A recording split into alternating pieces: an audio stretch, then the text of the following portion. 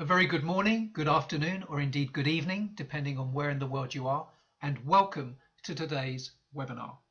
The webinar theme is Green Vessels for a Green Industry, and we'll be looking at the offshore wind sector's race to decarbonise its assets.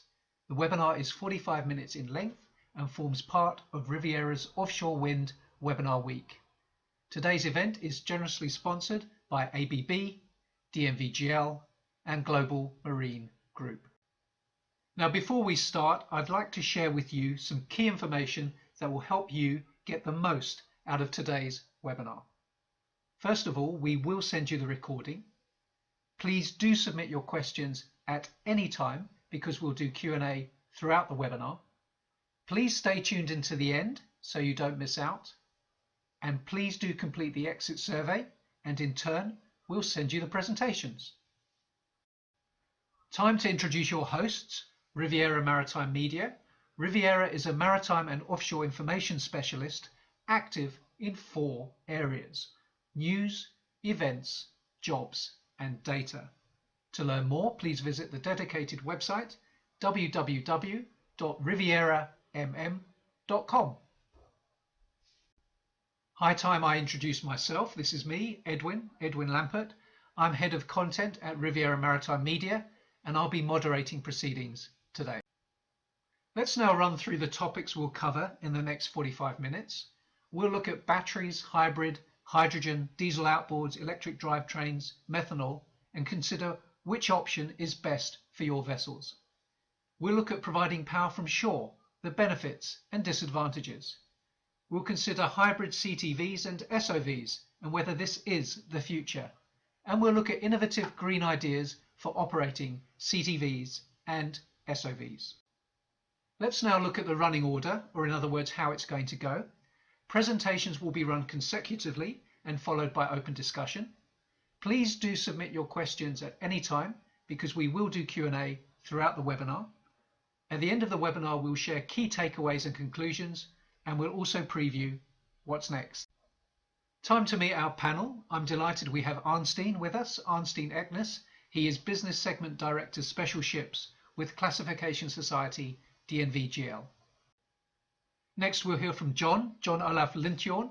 John is Global Product Manager for Onboard DC Grid with ABB Marine and Ports. Following John, I'm delighted that we're joined by Andy Newman. Andy is Engineering Manager with Global Marine Group. And completing our lineup is Carolina Escudero.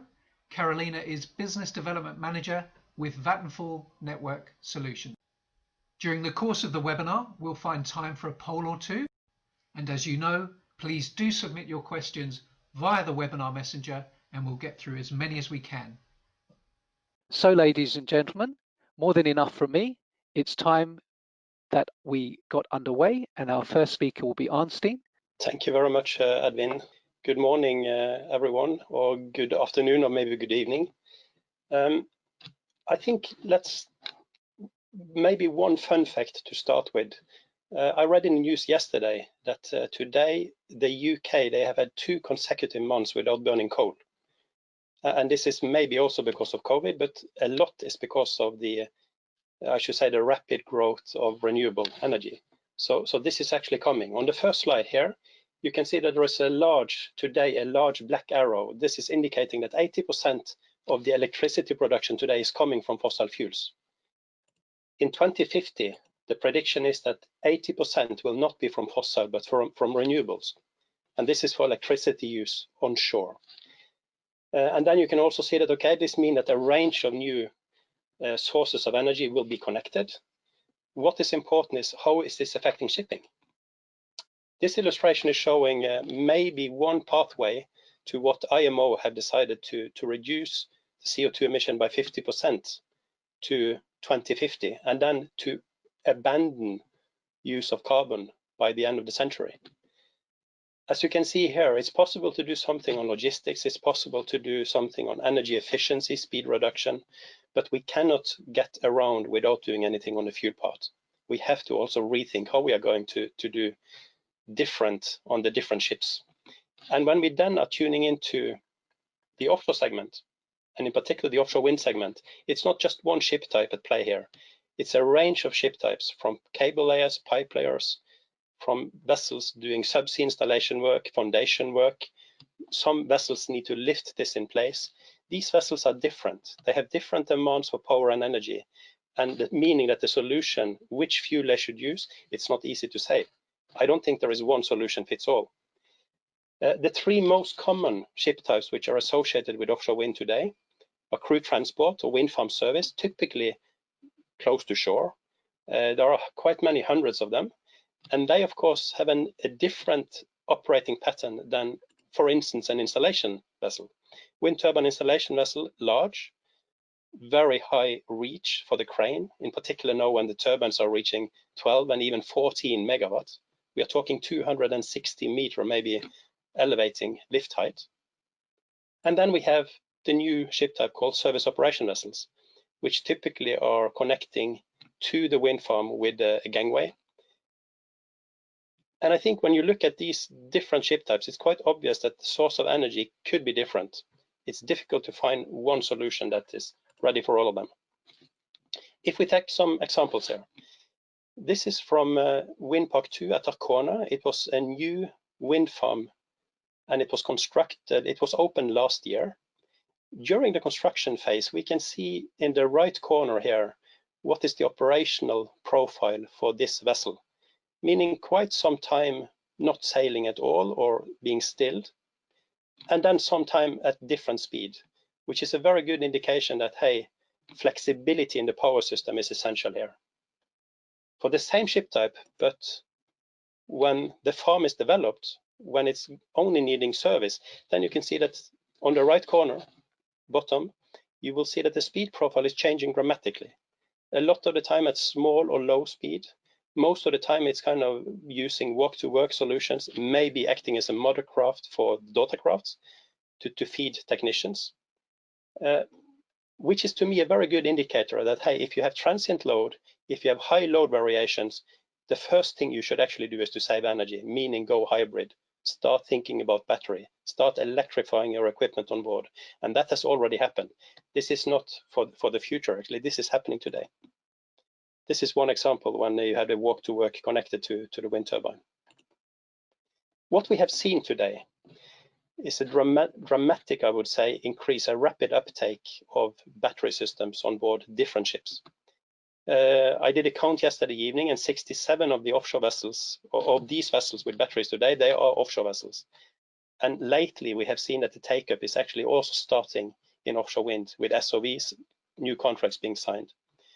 In the left corner, you will see the map of shore power availability globally. This is an interactive map which is available for you for free.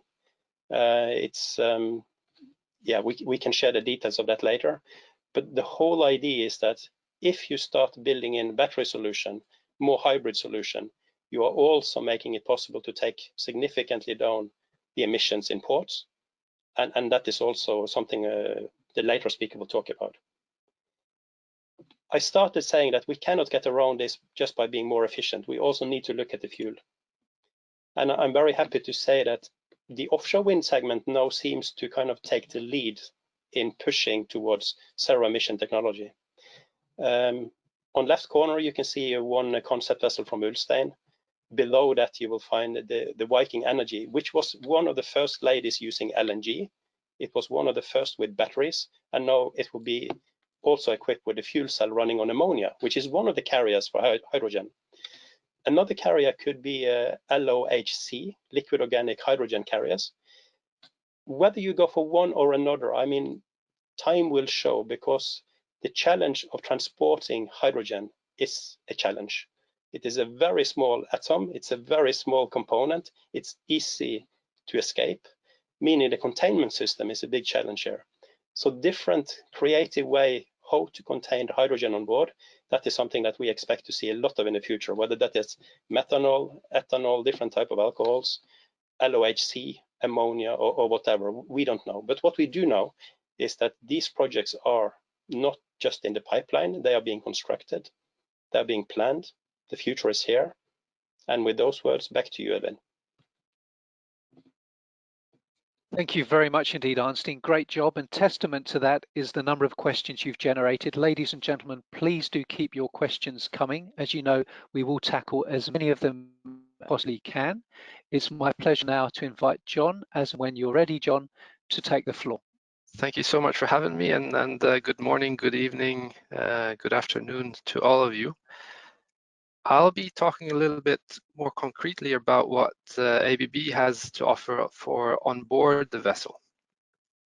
I'll be keeping the message fairly simple and then elaborating on questions if they come later on, because 5 minutes isn't a whole lot of time. But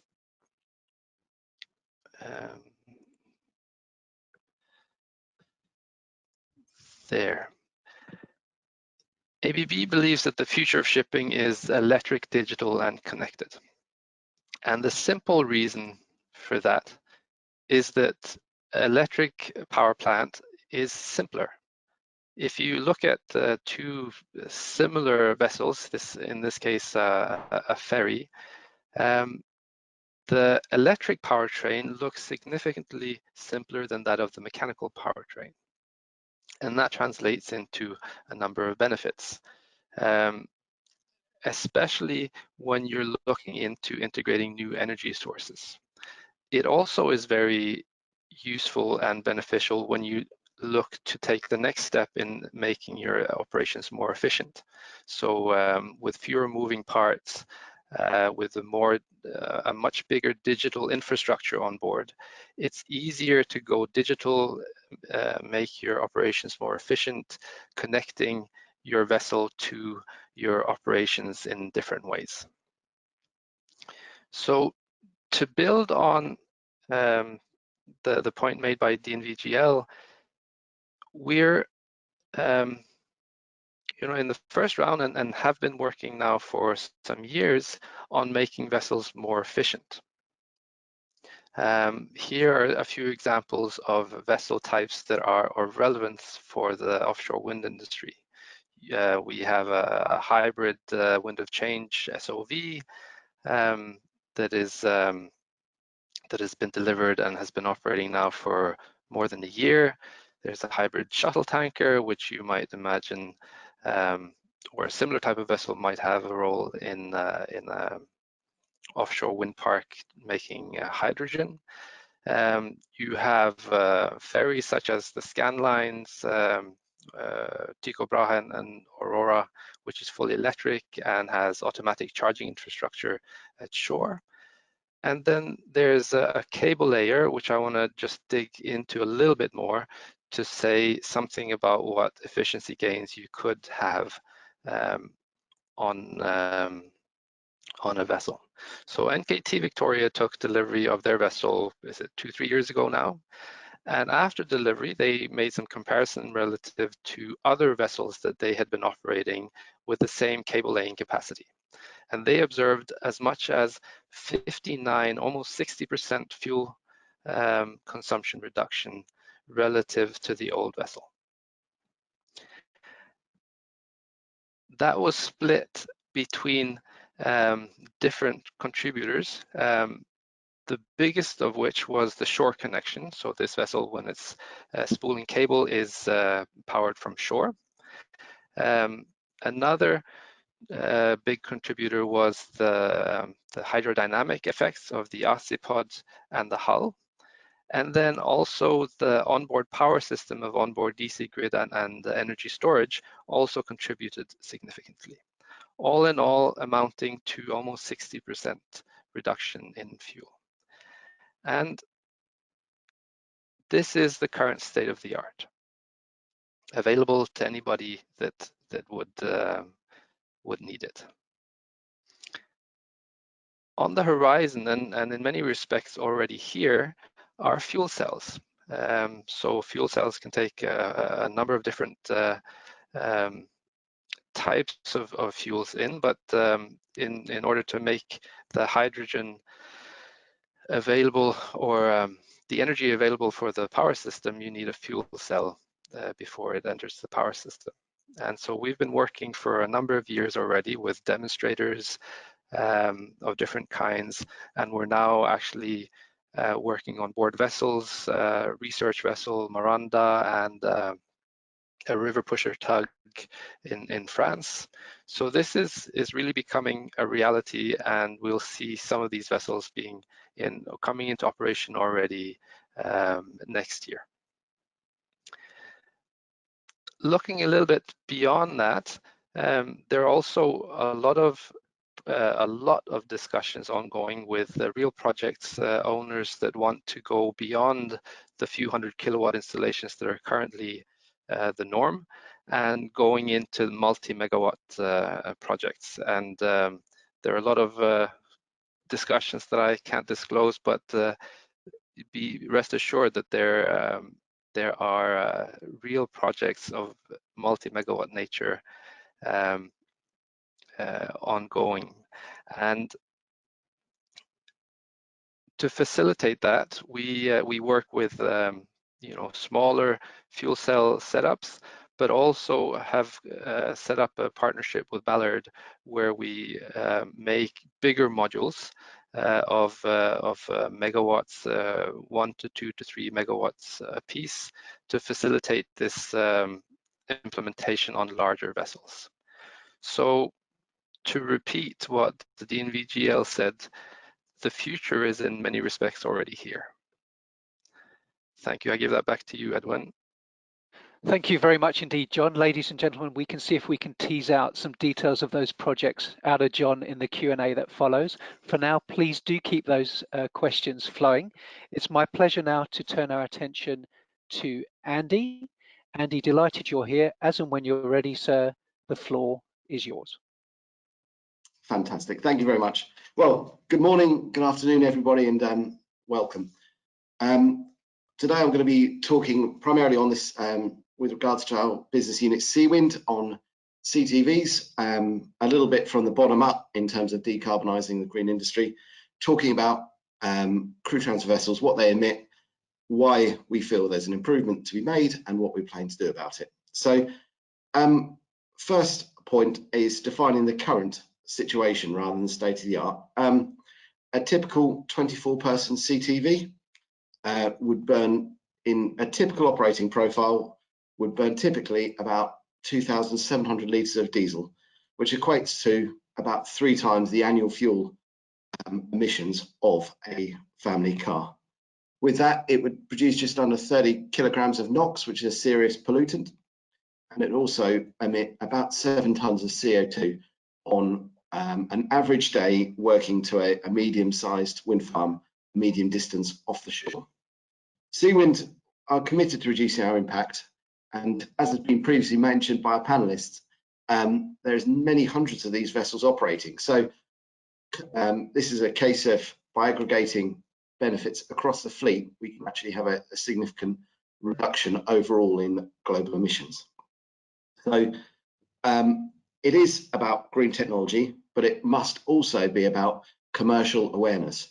And it isn't just the environmental side, which is pushing us away from a sole reliance on fossil fuels and more towards a hybrid electric basis, which is our goal. So what other reasons are there to not like diesel? Well, fuel price fluctuates significantly. We're seeing that at the moment, and we've seen that for the past, well, 50 years now.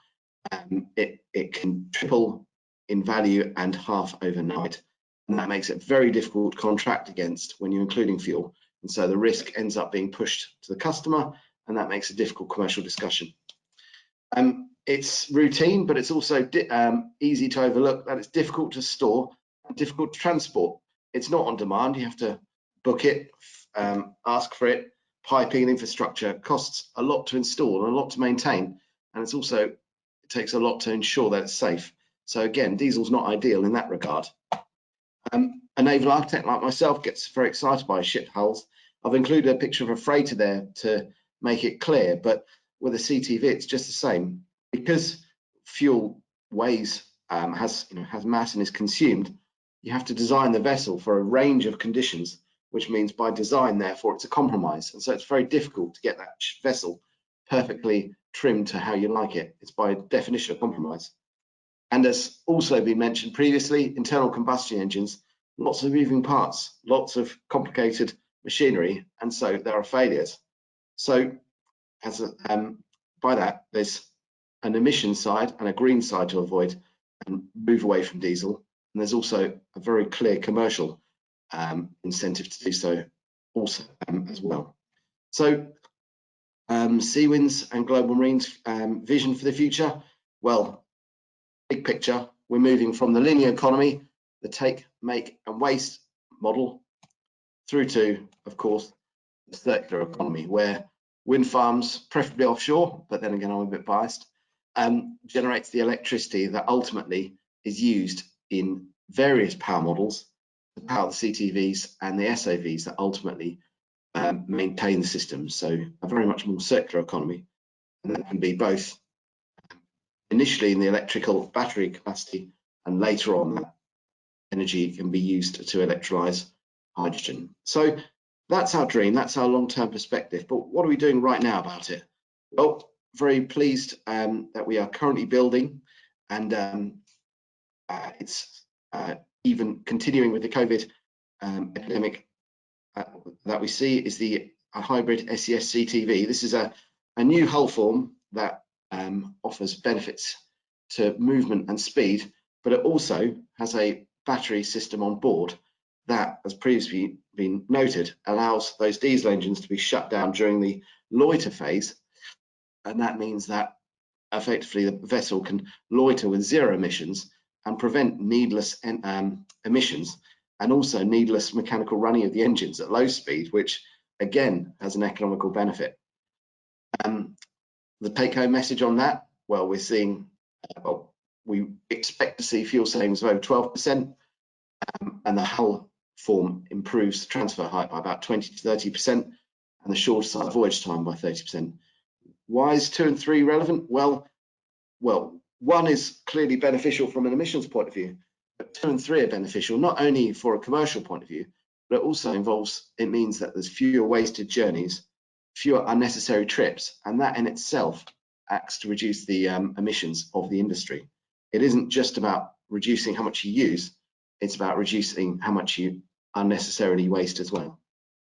So short and sharp 5-minute presentation here.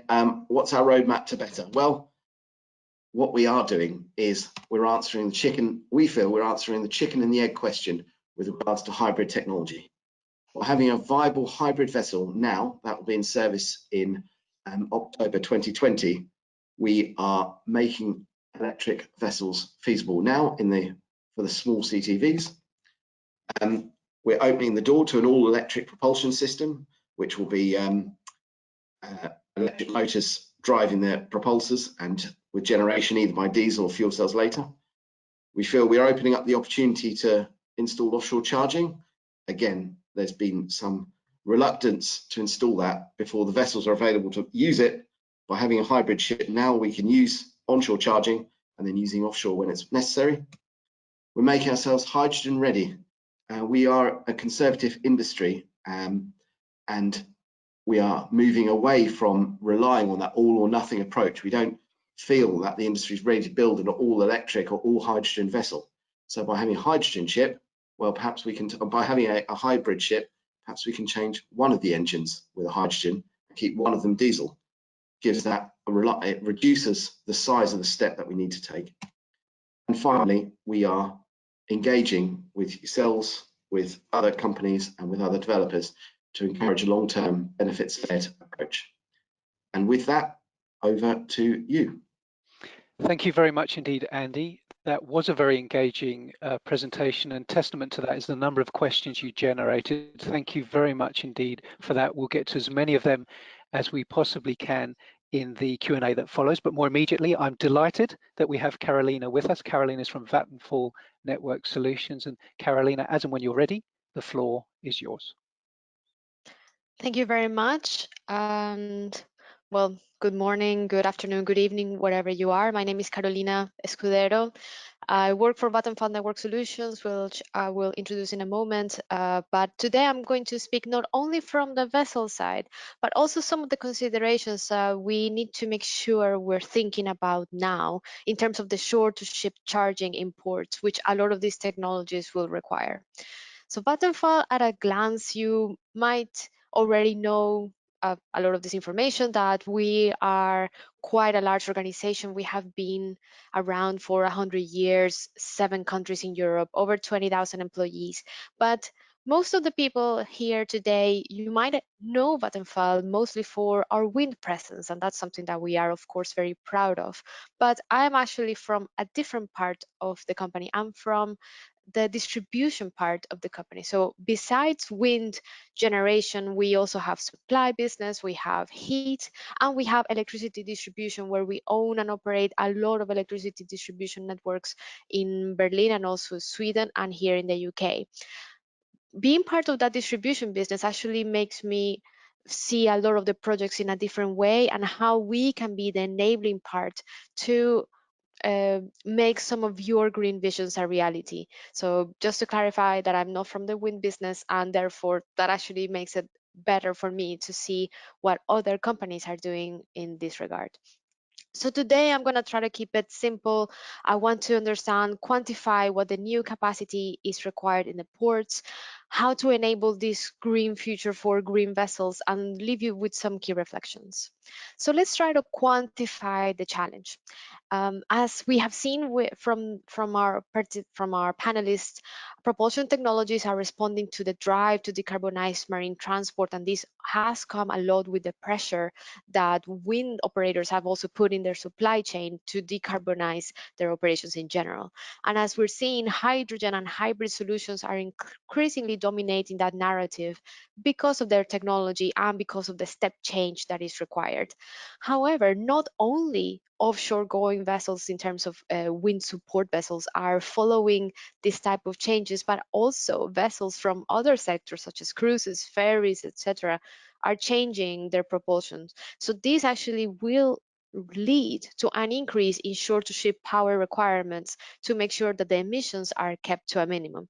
And just as an example, let's try to put this in numbers. If we have just a port, an example port with perhaps a CTV, a ferry, and a cruise all moored at the same time, or charging or putting hotel loads into their network, that will mean 17 megawatts additional capacity that that port will require. And is there enough capacity for this? Well, we did quite a very quick desktop study only, where we started to we wanted to understand, is there enough capacity for this, at least in the UK. So we located the offshore wind farms that are currently operational. We located some of the major ports, and then we used some of the distribution heat maps to understand where in those ports, in the nearest substation, there is at least 10 megawatts of capacity. We see a lot of green, which means that there is at least 10 megawatts of capacity, which is great, but that leads to also different challenges that we need to just be mindful of. Obviously, yellow and red means that it's going to be even more difficult to get charging in those areas. So how can we have an all-electric future then, or how can we have at least a partly electric future? Especially because we have to address some of those challenges and unknowns that right now people perhaps are leaving it in the too difficult pile, because multiple stakeholders need to be engaged. It's not only yourselves as the vessel operators, but the ports, local authorities, distribution network operators, etc. Capacity available. So just because you saw perhaps a green dot in near your port or near where you have your base, doesn't necessarily translate to cheap connections or to quick connections. So, and ports might not want to upgrade their electrical infrastructure without your support, because who pays for all this new onshore infrastructure that is required? And something that I want to basically highlight is that vessel operators can progress these hybrid or electric projects only to find that you can't charge either at ports or even run your hotel loads. However, I know that partnerships will get us there. We have done a lot of work in the propulsion side, naval architects and vessel owner operators, which is what the panelists have described. And now we have to work on the other part of the circle, which is engagement with port owners, electrical infrastructure owners such as ourselves, and also what are the funding mechanisms available for this. Just some key reflections to leave you with. You and your competitors, will be required to go zero or low carbon pretty soon. So that's a fact. Most of these zero low carbon propulsion technologies will require ship to shore when in the port in some way or another.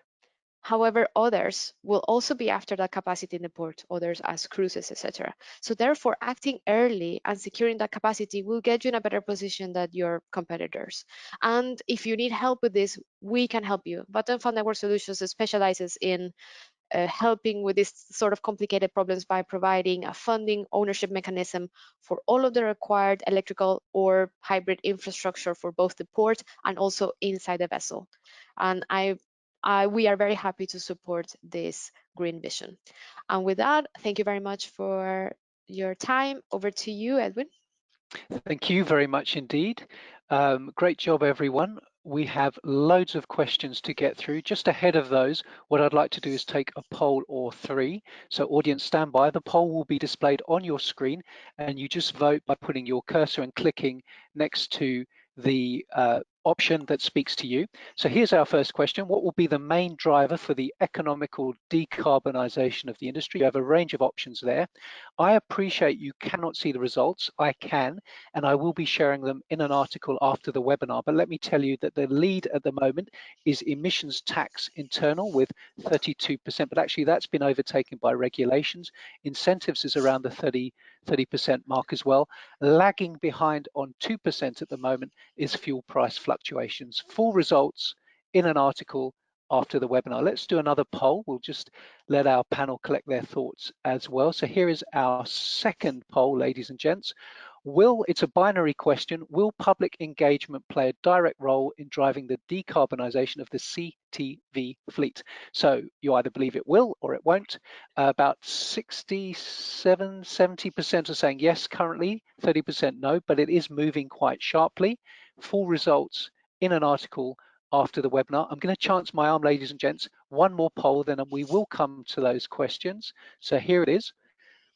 It's multiple options. Which one do you consider more suitable for your business? Retrofitting green propulsion technologies, building new vessels with green propulsion, or staying the same, business as usual? Fascinating results. About 60-70% are saying building new vessels, 30% are retrofitting, and about 2 to 3% say stay the same. Full results, as you know, to follow. Right, let's turn to that multitude of questions. So here we go, ladies and gentlemen. We'll come to our first one right now, and it is a good one. So here it is for our panel. So panel, stand by. I'll read it out for you. Is there any publicly available information on the amount of vessel emissions from the O&M phase of typical offshore wind farms? Maybe Arnstein, we'll kick off with you. Others welcome to come in as they see fit. Come in, Arnstein.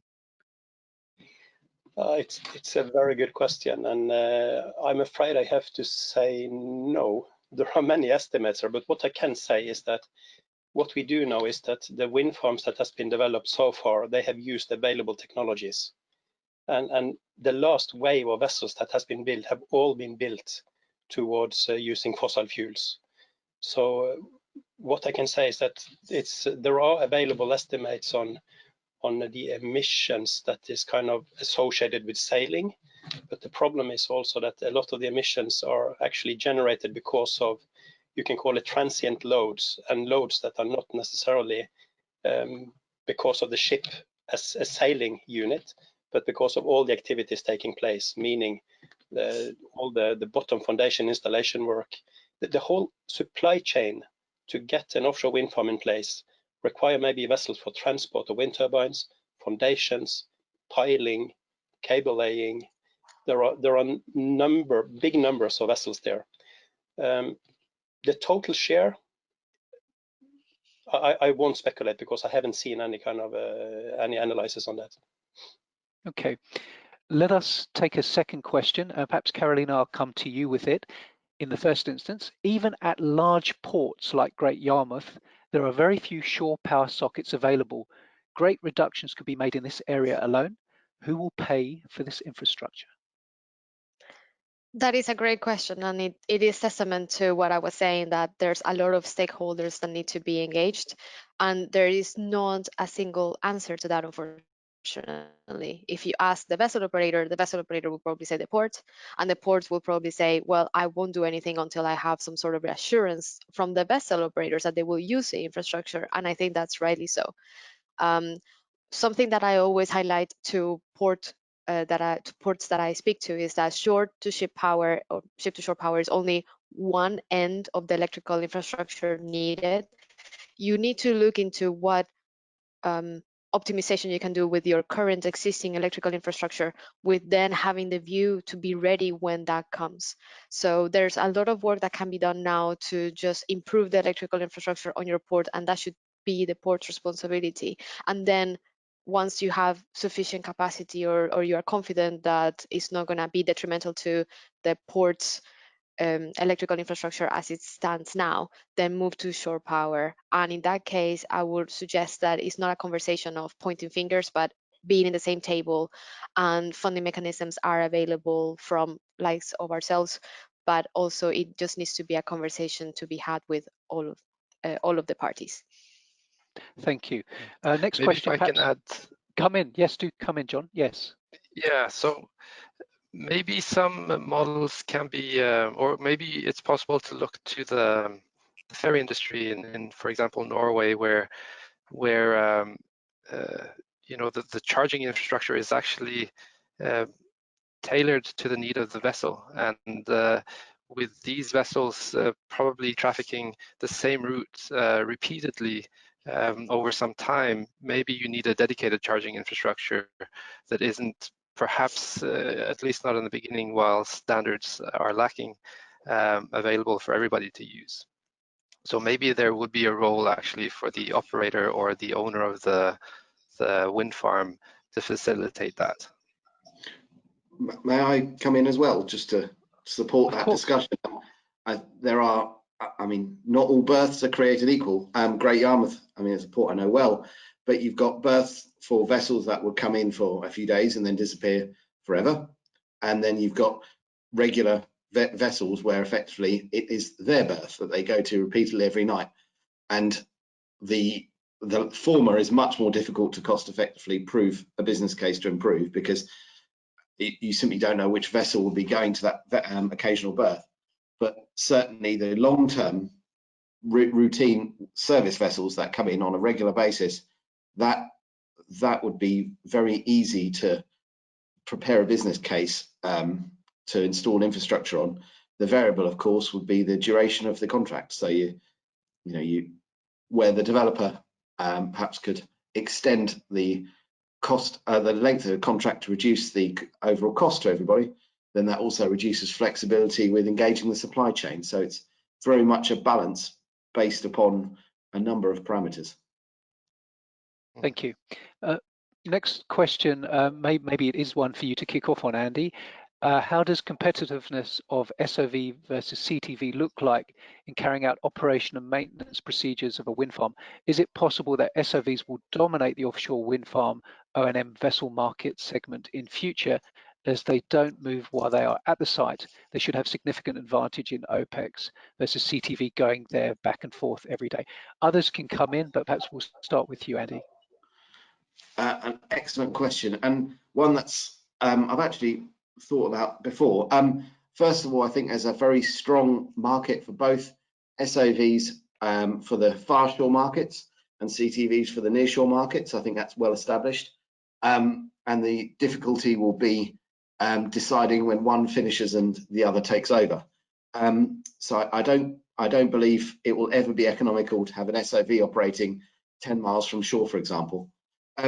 The benefits of the SOV, of course, it's loiter capacity in field. It doesn't need to spend the transit in and out. The downside of that, of course, is when it's transferring 2 to 3 technicians, you're moving a 3,000 to 5,000 ton asset, a number of miles to move 4 people, and that can never be more efficient than moving a 50 ton asset a couple of miles to transfer 4 people.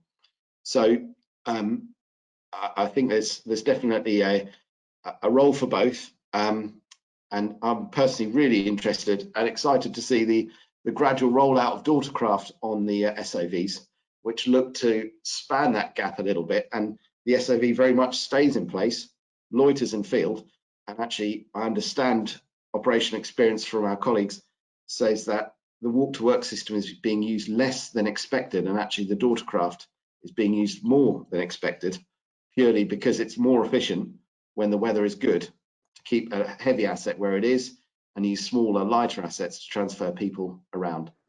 So I think an SOV is a far more flexible asset, but it's less efficient than at transferring core people. But for big offshore wind farms, it simply must be the case.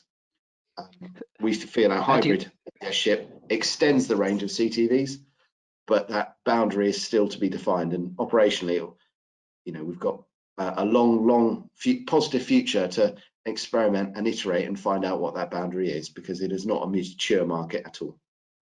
Thank you. Arnstein, you head up special ships for DNV. Be very interesting to hear your view, please. Come in, Arnstein. Yeah, I think first of all, it was an excellent response by Andy here, because I think one of the key takeaways also from what he said is that this depends whether you're near shore or further away. It also depends heavily on the weather and the weather conditions, and meaning the capabilities of the vessels to transfer people and equipment safe to the turbine. And then I think one element in all of this is also that this is not a decision for the ship owner alone. This is not a decision you should take alone if you want to invest in this. You really need to talk together with those that are operating the fields, the utility companies, the energy companies, because they probably have a maintenance philosophy behind the turbines. And if that require maybe high availability of vessels, then it makes sense to use an SOV for large part of the year when the weather is poor or bad. So this actually is not a single linear decision you can make yourself.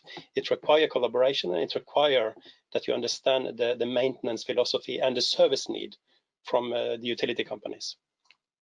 Thank you.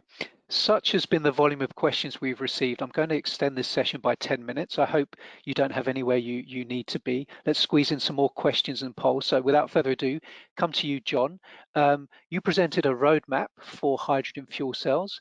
Our attendees are very loyal and were with us last week when we had a presentation from Alstein, where Alstein, together with Ned Stack, put forward an idea around vessels with multi-MW fuel cells, multi-megawatt fuel cell power systems. Where are you in terms of being on that path? Come in, John. I would say that we're in line with that roadmap. We could perhaps even deliver it a little bit earlier, but certainly a fuel cell isn't useful unless it's on board a vessel. So, and the vessel takes time to build. So 2 to 3 year timeline is about where we're at. Great. Let us come to the next question. Perhaps it's one for Carolina in the first instance. Others can certainly come in. Is there enough attention highlighted on the standardization of cold ironing methods at ports, i.e. back to the plugs, common plug sockets for a range of ships? Come in, Carolina. I think unfortunately there is not enough attention to standardization, and that will get us really far. That is a shame, and I think as the colleagues were saying, because we're seeing a lot of bespoke solutions for ferries and for CTVs and etc., we're seeing that there are different sockets, different cable management systems, and that means that obviously for the ports it makes it even more difficult to decide if they're going to undertake that investment in the first place. So I will welcome the industry work to standardize the connections similar to what has been done with the EV charging. Again, we're not there yet because there is a lot of also EV charging infrastructure, but we should strive to some standardization. It will make it so much easier for us. Thank you. The one thing we can't divorce ourselves from. Go ahead, John. Go ahead, John. Go ahead. Yeah. Yeah, I think standardization on this is key, because it, as was touched on earlier with extending of contracts, etc. If every new player or every new contractor is to develop their own infrastructure when they sign a new contract, then it becomes excessively expensive to have charging as a zero emissions solution. Well, John, You read my mind when Go ahead. you mentioned expense, because our next question talks about OPEX and capital expenditure. What might be the difference in the construction cost of a conventional CTV and hybrid or all electric? And what does this difference look like in terms of the CapEx spending and OPEX spending? Who would like to have a pop at that one? Arnstein, you're smiling, so I'm going to come to you. Come in, Yeah, Arnstein. I'm smiling and I'm looking at Andy, but I can start. I think Andy is the CCP operator also. But to put it very short, if your OPEX mainly today, I think the key factor in particular for larger vessels, the crew part, the time, the money you pay for the technicians and for the crew is very often a substantial part of this. Then depending on your operational schedule, the fuel can be high, it can be low. So whether you should go for a hybrid or all electric fully depends on how much you can save and how much you can take down in pure cost. And also remember that if you're replacing like diesel gensets with going electric, if you have electric motors, you can also take down the maintenance cost. You don't need to do the maintenance with the same service intervals as before. So this is quite a complex picture, and it all depends on the operational profile for each vessel, actually. So with that, over to Andy. Come in, Andy. Thank you, Arnstein. I mean, I'm often criticised for giving too much of a complex answer, so I'll say a short answer and then a much longer answer, if that's okay. Short answer, the CapEx cost of the vessels that we're looking at for an all-electric drive is between 15 and 20% more than a conventional driven vessel, and the operational savings over the lifespan of the vessel is expected to be in excess of 30%. Those are great numbers. The CapEx is reasonably closed, and we'd expect that differential to change as the economies of scale kick in, and so they become cheaper and cheaper. Operationally, it's a much more confused picture in a wholly positive manner. I've already talked about fuel price at the moment. Most or many charters are fuels is expensed back to the client. However, bear in mind our clients are often wind farms, and the abundance of electricity in field compared with after it's come through the export cable means that there is a significant and huge potential saving there if we could use electricity in field with charging rather than onshore when there's a national grid premium. And the service interval and maintenance is, well, I'll talk 3 points of OPEX savings. Service interval, it's actually frightening when you tally up the cost of maintenance in terms of hours, materials, out of service and dock fees, how much per hour servicing costs per engine, and the benefits of turning off the engines is very clear. Fuel, we've talked about before, but your technicians, you actually need to spend a lot less money training your technicians and putting them on courses about mechanical knowledge, because electric systems are much simpler to use, and so your technicians, your crew can be used to what they do best, which is using the vessel rather than being mechanical engineers. And thirdly, something to consider operationally is the accidents, avoidance and near misses. When you've got electric propulsion, you've got immediate power that's available at that second. There's no run-in of engine starts. And so actually the way you use vessels offshore can change, and you don't need to have those big lead-in times where you wait for things to warm up. And that in itself presents a big saving, both regards to stopping the engines and also allowing your technicians to do other things whilst they're not warming up the engines, so they can be doing other things on board the vessel, basic maintenance if they're tied up. And that all in generates significant savings, and it starts to move us away from being iteratively better and actually more towards fundamentally doing a different role purely by using a different drivetrain. It's really exciting, really exciting. Thank you. Staying on the theme of savings and market forces, perhaps I'll come to Carolina with this next one. Do you think decarbonisation in the CTV market will come from consolidation of the market and the companies that have the capital rather than individual companies that currently operate within the market? I think that it's a very good question, especially leading from the information that Andy said, where the capex, it can be between 15 and 20% more than the capex of a regular CTV. And Vattenfall Network Solutions, as part of distribution, we believe that it shouldn't just be the big players that have access to capex that undertake this decarbonization journey. Therefore, that's why we are providing funding and ownership options for decarbonization of CTV, marine transport, ferries, etc., where we can fund, own, and be responsible for the hybrid green propulsion on inside the vessel, the charging infrastructure on shore, and then charge a fixed fee for that responsibility back to the client. We feel like that is a way that we can enable the market to be more competitive, that we can enable innovation to happen in the market, because we are taking away the risk from the CTV operator or the ferry operator to us. Obviously, it comes with some other downsides, but I believe that this is the right way to think about, oh, this is just for the big players and therefore I can't afford it. No, come speak to me, and if your project is suitable, we will find a solution for you. And this is separated from the wind business, and hence why I always make sure that I tell everyone that I'm from a different part of Vattenfall. In my opinion, if your CTV or your vessel works with whoever other wind companies, that's absolutely fine by me. My client is the CTV or the vessel operator, not any of the wind companies. Hopefully that answers part of the question. It does. And within our audience, we have quite a few champions of biodiesel. Maybe Arnstein can kick us off with this one. Others welcome to come in. Why aren't we using biodiesel? Our audience asks. It's abundantly available without any retrofitting. One can start buying this today. And so the argument is massive CO2 reduction in one step is possible now. Arnstein, please come in. Yeah, massive reduction. It's available. It's possible now. It is, I think, first a matter of local availability and maybe also local economics.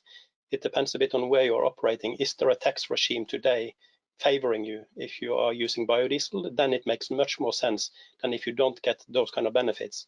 So I think this today for ship owners, whether this is offshore oil and gas or offshore wind, it boils down to economics. And if no one is actually willing to take that risk of making sure that the fuel is available and taking the extra cost, if there is an extra cost of it, then it will not happen. So I think it comes down back to the commitment between you as an operator and those that are actually the charterer of your vessel, that they are really willing to go green much faster, because biodiesel can accelerate it. There is no doubt about that. Thank you. Ladies and gentlemen, just ahead of the key conclusions and takeaways from our panelists, I'd like to share one or two or three more polls. So do stand by. As you know, you can respond to the polls by clicking on the circle that speaks to what you feel is the answer. Do you see things converging towards hydrogen as an important energy carrier in the offshore wind industry? Three options there. Yes, it appears that way. No, hydrogen will probably not, or hard to tell at the moment. 3/4 are opting for yes, it appears that way. Approximately just under a quarter hard to tell, with the balance no, hydrogen will probably not be a significant part of the future. Full results in an article after the webinar. Let's squeeze in another couple of polls before we come to our panelists in the order that they presented for their key thoughts and takeaways. So the first offshore wind farm operated without carbon emissions stemming from SOV and CTV vessels. When do you think that will happen? 4 options. About half of you, well, it's fairly neck and neck actually, between 3.5 years and 5 to 10 years from now. No one happily is saying not in the foreseeable future, and about 9–10% are saying 1 to 2 years from now currently. Okay, last question, and then I will come back to our panel for their key findings and takeaways. So here it is, last poll. Irrespective of future fuel selection, all new vessels should be built with some kind of battery or battery hybrid system. Yes, various options around yes, saving energy, yes, but only. No, it will cost too much. No, it will make vessels more complex. Or Edwin, is this a stupid statement? Well, happily, no one thinks it's stupid. That's good to know.